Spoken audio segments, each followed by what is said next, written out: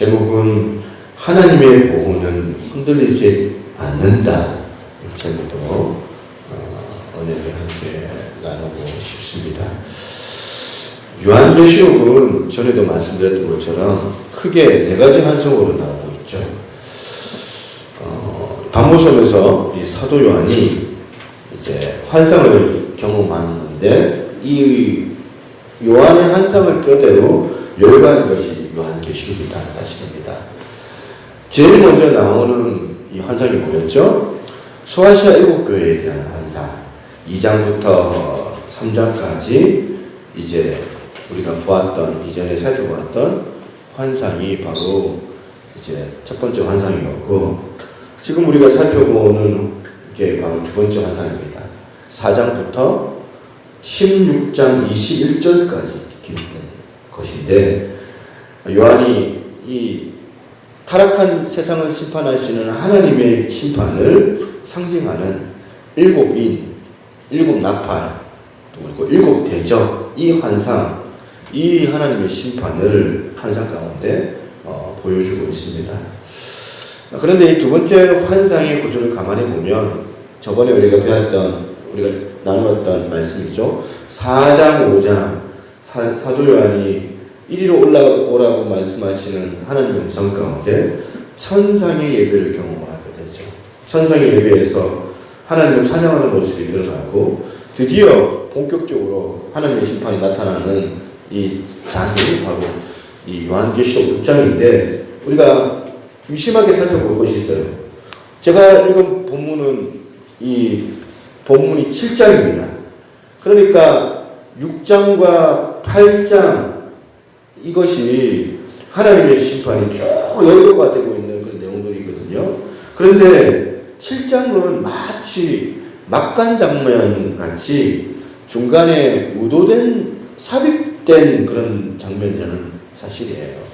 오늘 본문 말고도 이 요한계시록에는 막간 장면들이 등장하는데, 그러니까 이 요한계시록을 이렇게 흐름으로 쭉 우리가 제대로 읽으시려면 6장을 읽고 난 다음에 그 다음 8장을 우리가 건너가야 되는 것이죠. 이 7장은 막간 장면이니까 그런 거예요.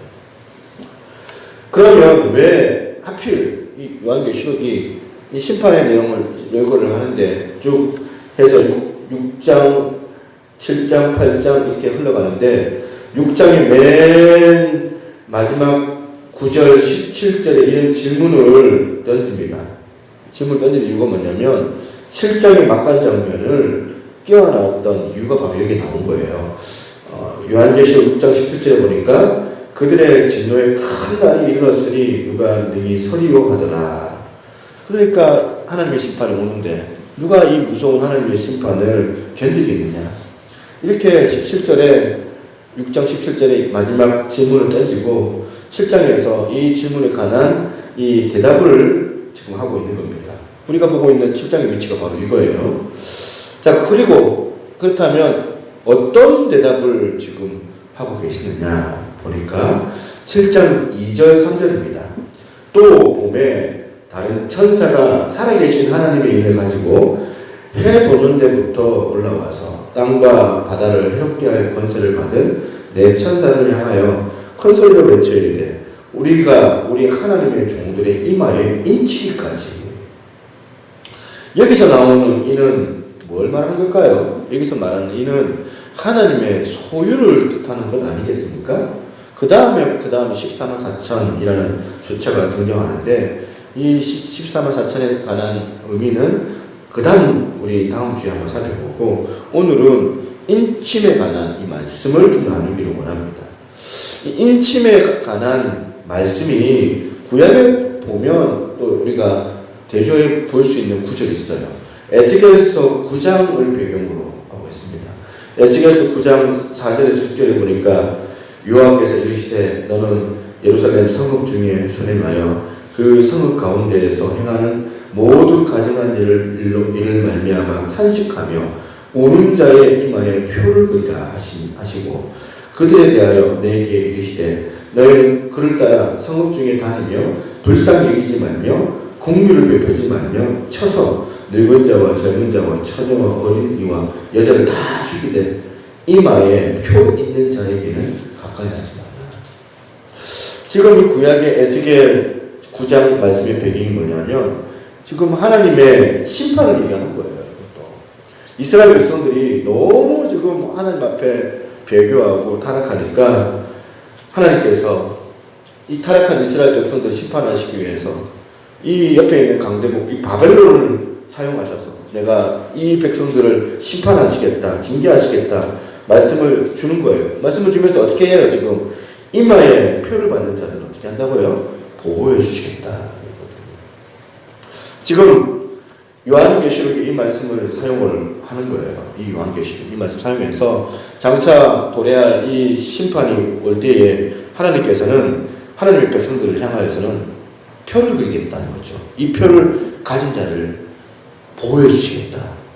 이 말씀을 주고 계시는 거예요. 인이라는 게 이거거든요. 그러니까 6장 마지막 질문. 누가 하나님의 심판, 이 말씀을 견딜 수 있느냐? 이 질문에 관하여서 대답이 뭡니까? 하나님께서 대답하신 게 뭐냐면 이마에 상징적으로 표를 받은 하나님의 백성들, 하나님의 자녀들에 대해서는 하나님께서 보호해 주시겠다. 이 약속의 다짐의 말씀에 지금 7장을 삽입한 거예요. 7장을 문맥상 6장과 7장 사이에 쭉 흘러가도 되는데 7장을 중간에 끼워 넣어서 이 7장을 통하여 이 저나 여러분 같이 하나님의 백성들에게 확신된 마음을 너희들 가져라. 그러기 위해서 7장을 주셨다는 거예요. 참 이 말씀이 우리에게 메시지가 참 중요하다고 생각합니다. 저는 이 7장 말씀을 우리가 살아가는 이 땅을 살아가는 내내 마음에 담고 이 말씀을 기억을 해야 된다고 생각을 해요. 그런 맥락에서 오늘 7장 본문을 중심으로 우리가 반드시 기억해야 될 두 가지 사실이 있습니다. 첫 번째가 뭐냐면 우리는 이 땅을 사는 내내 꼭 기억해야 될 게 뭐냐? 하나님의 보호하심에 대한 확신을 가지고 살아야 된다. 조선왕조 3대 왕녀 중에 한 사람이 이제 있죠. 장희빈.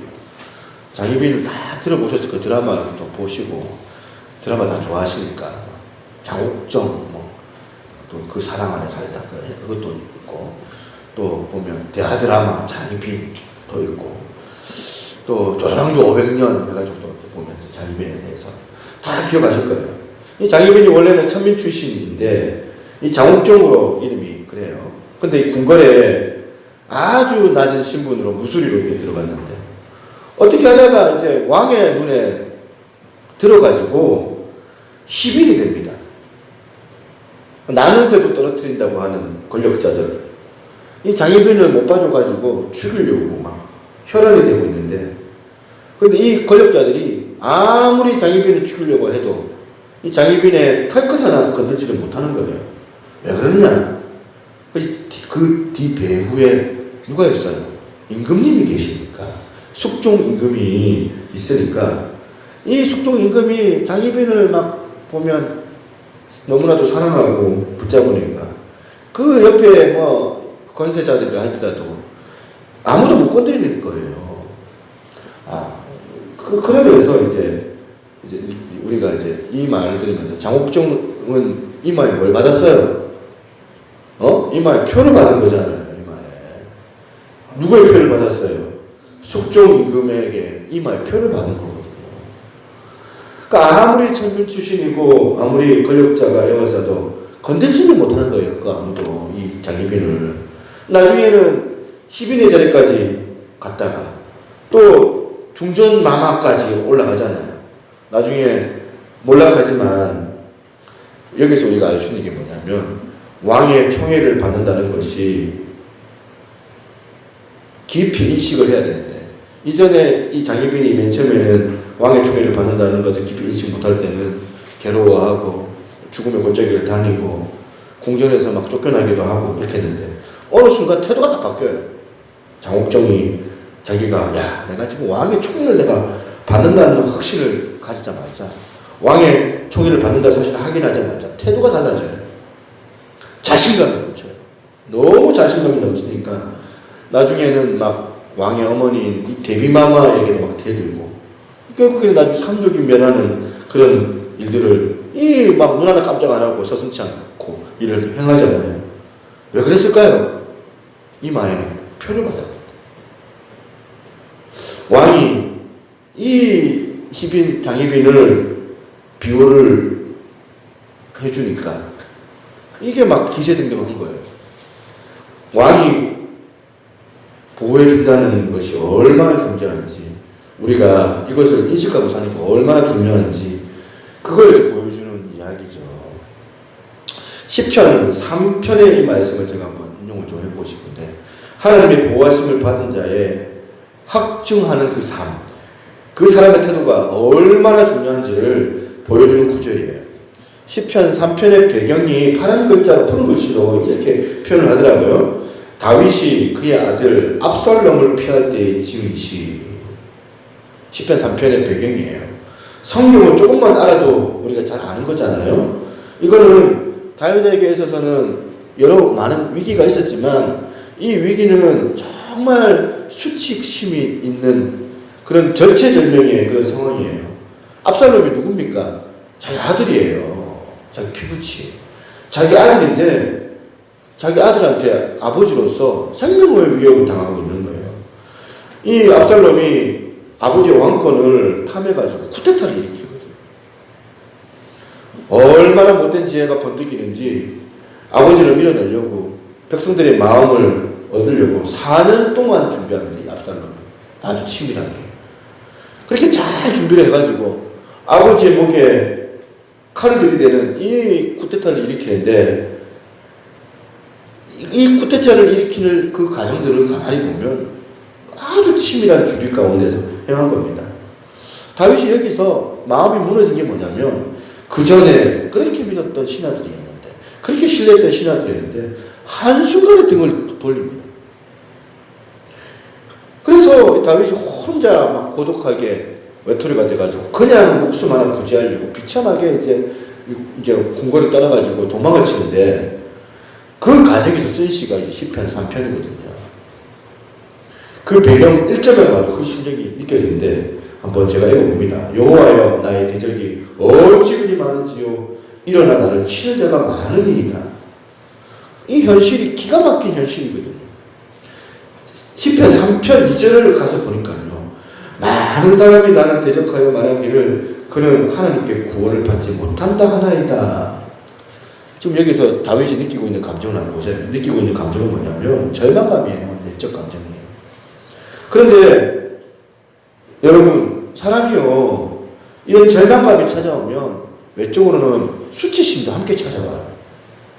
설마 뭐 다윗이 아직도 왕인데 사람들이 이 다윗 면전에 대고 이런 식으로 저거 망했다, 저 인간 망했다, 저 인간 하나님께 멸망받을 구원받지 못한 사람이다, 설마 면전에 대고 사람이 그렇게 말했겠습니까?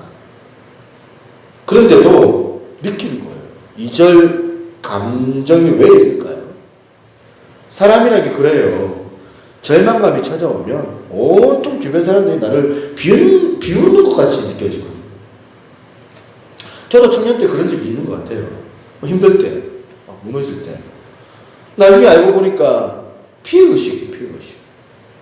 열등감. 사람들이 웃어도 그 웃는 게 그냥 딴 것 때문에 웃는 건데 나한테 비웃는 것 같이 느껴져. 뭐 저기서 막 그래도 나를 향하여서 뭐 조롱하는 그런 말을 하는 것 같단 말이야. 칭찬을 해도 나한테 저 사람이 미쳤나, 나한테 왜 친했지, 나를 괴워 죽겠는데 기분 나빠요. 저게 나를 놀리나, 내가 지금 힘들어 죽겠는데.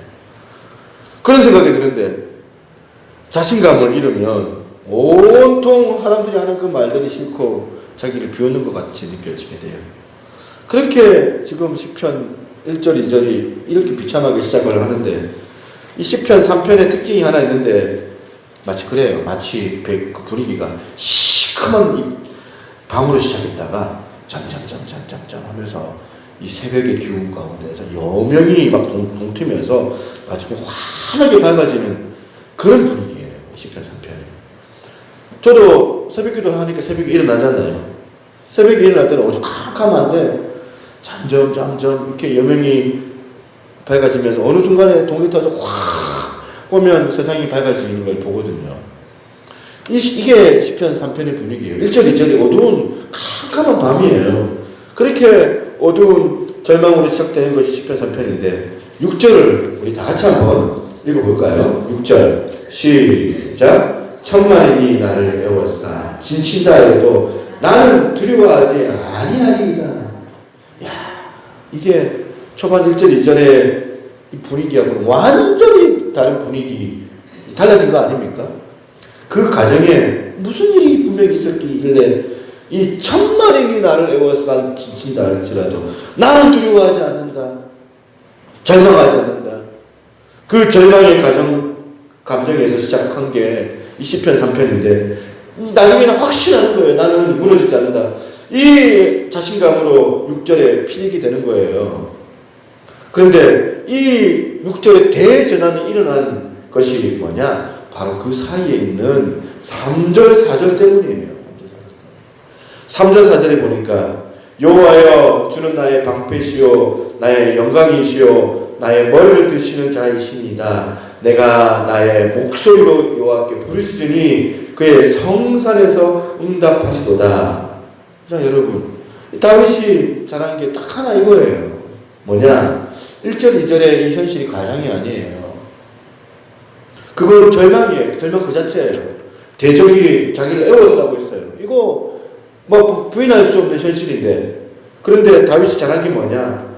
이 다윗의 시선이 그 절망적인 현실에만 그 시선을 고정하고 있는 것이 아니라 자기를 보호해 주시는 보호자 되시는 그 여호와 하나님께 눈을 돌렸기 때문에, 눈을 돌렸더니 6절과 같은 이 대반전이 일어나다는 겁니다. 천만인이 나를 애워싸 진친다 할지라도 나는 두려워하지 아니하리라. 내가 참 답답한 게 그래요. 많은 크리스찬들이 1절, 2절에 갇혀 사는 모습들을 볼 때가 있거든요. 날마다 신앙생활하는데 절망이에요. 두려워해요. 좌절해요. 그리고 또 목회가 왜 어려운가 가만히 보니까 그런 거예요. 목사가요. 이 절망 가운데서 같이 살다 보면 막 그래요. 막 열등감이 쌓이고, 보면 비교의식이 쌓이고, 수치심에 그걸 자꾸 느껴져가지고 말씀으로 받아야 되는데 말씀을 말씀대로 받지 못할 때가 있는 거예요. 그런데 뭐 권면을 받으면 그 권면 가운데 내가 마음이 충만하고 자신감이 넘치고 있으면 그 축복 그 자체로 받을 것인데, 그런데 그걸 잘 받지를 못해요. 저 사람이 나를 놀리나 이런 생각이 들고 축복의 권면을 축복으로 받지를 못하는 거예요. 그래서 목회자인 저도 또 이 1절, 2절에 매여있는 또 많은 성도들을 바라보면서 마음이 아픈 거죠. 혹시 여기 예배 가운데 있는 분들 가운데 1절, 2절에 갇혀있는 분들이 계십니까? 누가 뭐라고 말해도 섭섭하고, 다윗이 그랬던 것처럼 누가 뭐라고 말해도 뭐 저기 나를 무시하는 것 같고, 그런 절망적인 감정을 떨쳐버리기 위해서는 다윗이 그랬던 것처럼 어떻게 해야 돼요? 이 환경이 아니라 시선을 하나님께 옮겨야 돼요. 현실, 절망적인 그 현실, 거기서 하나님께로 시선 옮겨야 돼요. 이 말씀을 묵상하다가 우선 제 청년 때 참 미숙했다 생각을 해요. 침소봉대. 이게 무슨 말이냐면 현실을 많이 가장하는 거예요. 이만큼 어려운데 이만큼 어렵다고 생각을 하죠.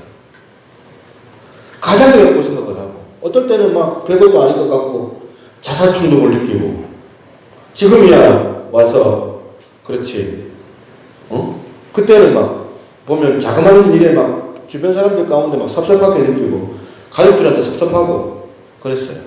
지금은 평정심을 가지고 돌아보고 내 생각을 객관적으로 바라보니까 우리 가족들이 저를 그때 최선을 다해서 위로해주고 섬겨주었는데 사람이 상처가 많고 왜곡이 되다 보면 그 위로를 받아들이지 못해요.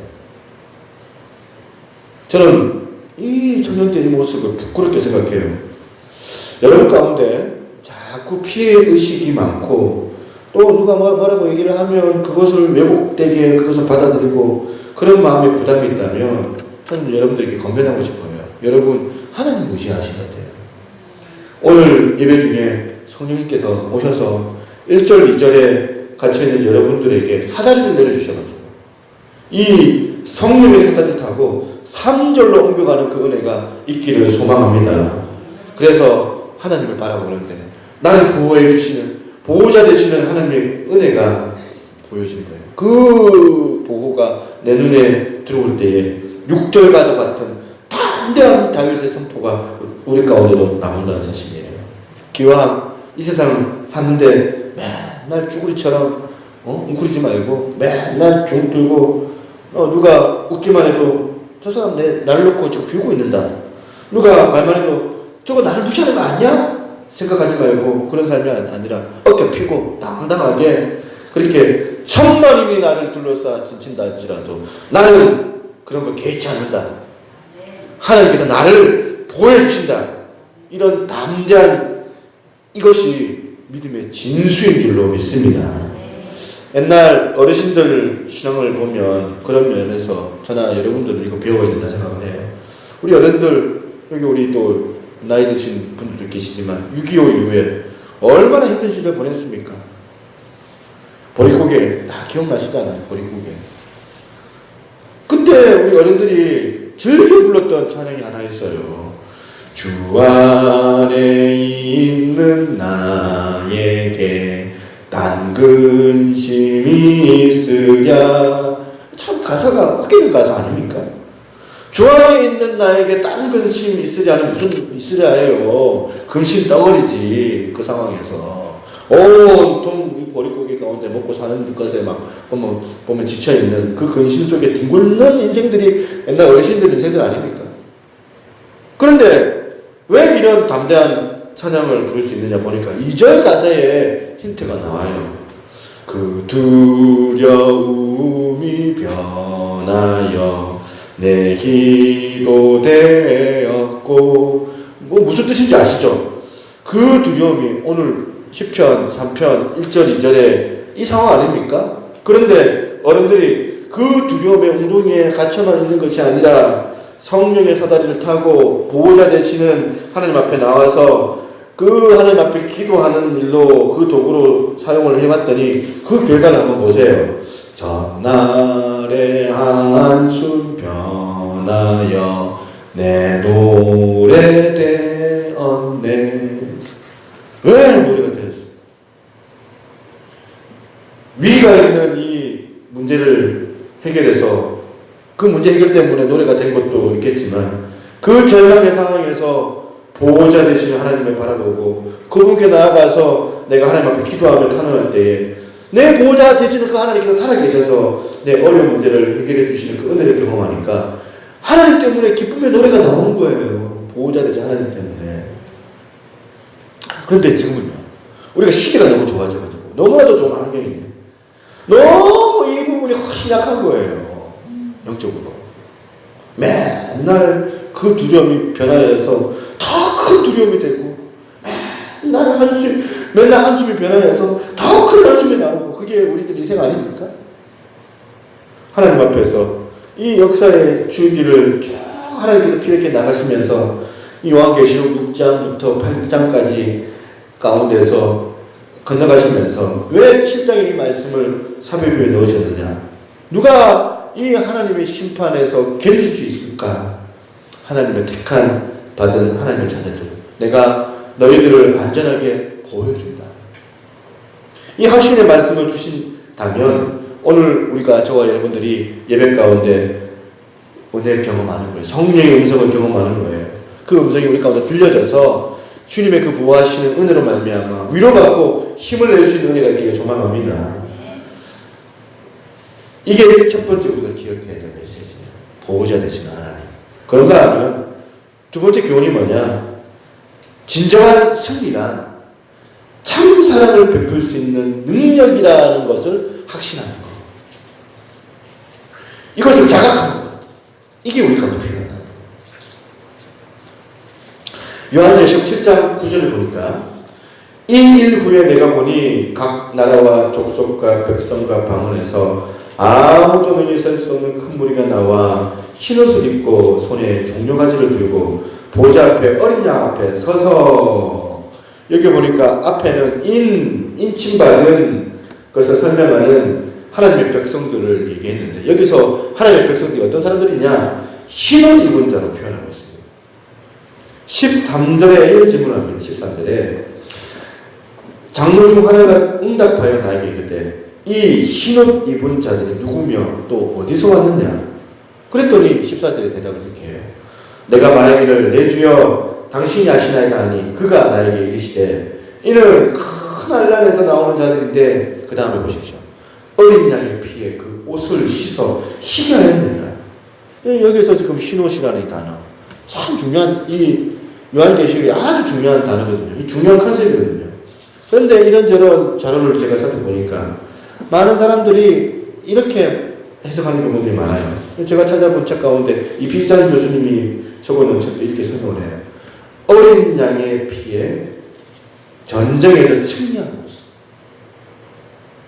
이게 무슨 말인가 하니까, 구약에서 이제 상황이 그래요. 이스라엘 백성이 전쟁에 나가야 돼요.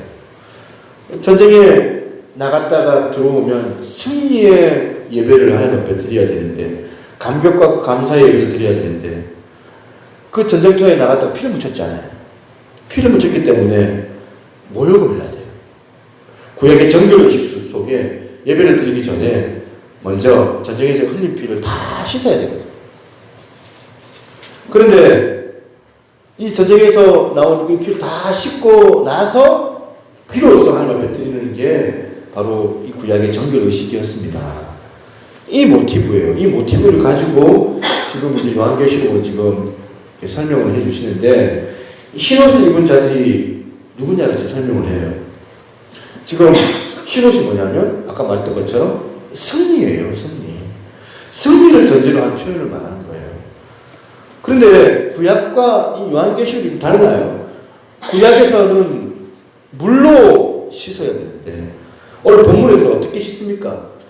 어린 양의 피로 씻어서 흰옷을 말합니다.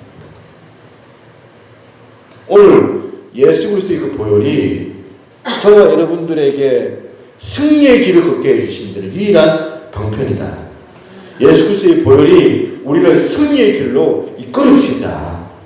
이 확신이 이 본문에서 우리에게 주는 교훈이에요. 그런데 요한계시록 19장 8절을 넘어가서 한번 보셔야 돼요. 같이 한번 읽어볼까요? 시작. 그에게 빛나고 깨끗한 세마포 옷을 입도록 허락하셨으니 이 세마포 옷은 성도들의 옳은 행실이로다 하더라. 지금 하나님께서 무슨 메시지를 저와 여러분에게 주기를 원하십니까? 지금 그 당시에 로마의 압제, 신음하고 있는 많은 초대교회 성도들, 고통당하고 절망적인 이 상황 가운데서 주님께서 이 요한계시록을 요한을 통하여서 그 책을 들려지게 하신 거예요. 요한계시록 주시면서 무슨 메시지를 주느냐, 두 가지를 얘기했어요. 첫 번째는 뭡니까? 니들은 반드시 승리한다. 니들은 절대로 무너지지 않는다. 니들은 지금은 비참하게 박해 가운데 너희들이 빠져있지만 하나님의 백성들은 내가 반드시 너희들을 보여줄 거다. 하나님의 택한 자녀들은 절대로 망하지 않는다. 이 확신을 가져라. 또 다른 메시지, 니들은 승리하되 로마 군사들의 창과 칼로 그런 군사력으로 승리하는 것이 아니라 팍스 노마나 이 세상 권력을 얘기하는 거거든요. 세상 권력, 세상 방법이 아니라 십자가의 사랑, 십자가의 방법으로 이 로마의 압제를 이겨낼 수 있다. 그러니까 너희들 깨지 말거라. 이게 하나님의 능력이다. 십자가의 능력을 좀 제시하고 있는 거예요. 예전에 기억이 안 나는데 예화로 들었던 이 김희아 씨, 평생 얼굴에 반점을 가지고 있었던 이 여인을 제가 한번 이렇게 동영상을 틀어줬던 기억이 나거든요. 태어날 때부터 이 여인은 부모에게 버림을 받아요. 고아원에서 얼굴에 반점이 있으니까 아마 부모가 버린 것 같아요. 큰 반점 때문에. 근데 이 반점이 그냥 있는 게 아니라 25살 때 또 여기서 전이가 돼가지고 암이 찾아온 거예요. 암 때문에 이제 얼굴에 이제 수술을 해야 되는 그런 고통을 당하고 있는데, 이분이 적어놓은 책이 있어요. 책을 보니까 아마 이제 병실에서 쓴 일기였던 것 같아요. 이걸 공개를 했어요. 이렇게 표현합니다. 하나님, 제가 겪은 이 아픔, 이 육체의 고통을 잊지 않게 해주세요. 이것만 보면 막 울분이나 아니면 섭섭한 표현 같아 보이는데, 그 다음 문장을 보니까 뭘 얘기하는지 알 수가 있어요.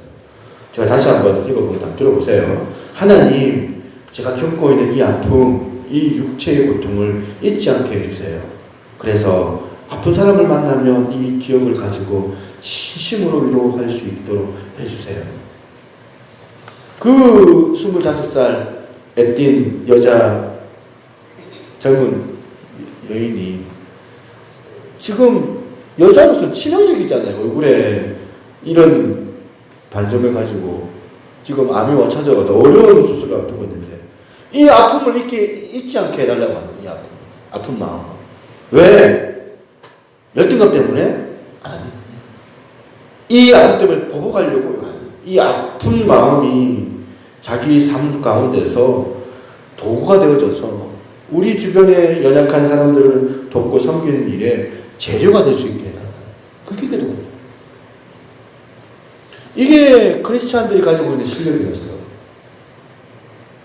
우리가 가지고 있는 이 상황, 아픔, 절망적인 현실, 이것이 나한테 찾아와가지고 절망하고 낙담하는 것이 아니라 오히려 이것이 나에게 승화의 도구가 되어져서 연약한 자들을 도울 수 있는, 내가 이것을 통하여 연약한 자들을 도울 수 있는 도구가 된다 생각하는 이 확신이 크리스찬의 실력이에요. 그걸 보면 저는 여러분들이랑 얼마나 이 부분에서 많이 계도를 이탈했는지 몰라요. 모든 게 다 자기 중심이잖아요. 나 중심이잖아요. 나 때문에 교회가 있어야 되고, 나 때문에 보면 일을 해야 되고, 봉사를 하다가도 알아주지 않으면은 그것 때문에 견딜 수가 없고, 마음에 막 자괴감이 드는 이유가 뭡니까? 나 중심 때문이에요. 내 중심적인 생각 때문에. 그런데 이 김희아 집사님, 이분은 가지고 있는 마음의 중심이 뭐였을까요? 자기 얼굴이 다 일그러진 그 사건을 통하여 오히려 그것으로 인하여 절망하지 않고 승화의 도구로 아픈 마음을 하나님 앞에 기도하고 있는 거예요. 헨리 라우엔이 쓴 책 가운데 상처 입은 치유자는 책이 있습니다. 상처를 입은 사람만이 주님 앞에서 그 상처를 가지고 씨름하면서 주님 앞에 나아가 다른 사람들을 치료해낼 수 있다. 주님 앞에 나와 눈물로 치료받은 그 사람이 진정으로 어떤 사람에게 다른 사람도 도울 수 있는 치유자가 될 수 있다는 게 그 책의 메시지예요. 이사야서 46장 6절 말씀. 나 여호와가 우로 불렀은즉 내가 내 손을 잡아 너를 보호하며 너를 세워 백성의 언약과 이방의 빛이 되게 하리라. 저는 오늘 저와 여러분들이 이 두 가지를 반드시 기억했으면 좋겠다. 첫 번째, 우리 하나님께서는 나의 보호자가 되신다. 절망적인 환경이 아니라 시선을 하나님께로 옮기는, 나의 보호자 되시는 하나님께로 옮기는 그것. 그리고 십자가의 능력, 십자가의 사랑. 이것이 진짜 참사랑이라는 사실. 세상 권력, 세상 거치관 가운데 우리가 이 십자가의 사랑으로 이 세상을 녹여내는 역사가 저와 여러분들의 인생 가운데 주어지기를 소망합니다. 오늘은 성령님께서 1절, 2절의 상황이 아니라 우리가 6절로 건너가기 위해서 우리가 3절, 4절을 우리가 봐야 되거든요.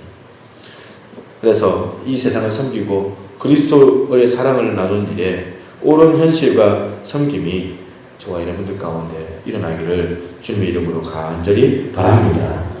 요한일서 4장 7절에 한번 같이 보겠습니다.